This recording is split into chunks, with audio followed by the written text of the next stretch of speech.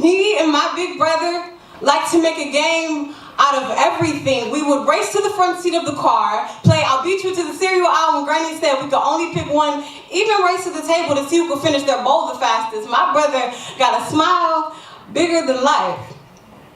But lately, he's been keeping it tucked away. He's selfish for that. He moved upstate for college and ain't been home for a holiday since last year. My brother is a lot more distant these days. And the idea of death scares him now. He ain't been the same since Granny passed, but I still call him just to let him know that my lungs are still working, and I know the only reason he left was because one day they won't, but I get it.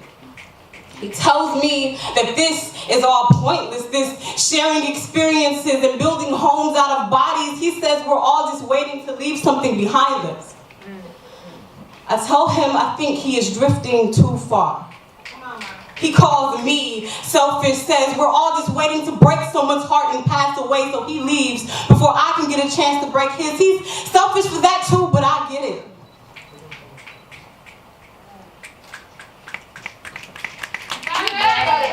He's selfish for that too, but I get it. The voice is the first thing you forget about a person, and I remember that because Granny stopped speaking after the seizures, and I've been trying to get my mouth to make a word sound like hers just to hear it again, so I get it.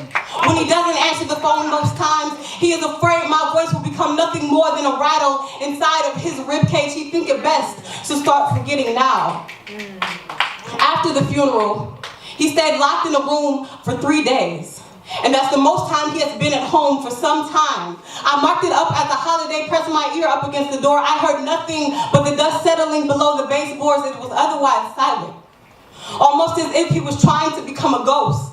Just like Grand, so I opened the door, I called him selfish, reminded him that I am hurting too and my lungs are still working, but that doesn't mean he has to punish me for it. And I had to ask him if he'd ever considered the fact that maybe he could die first.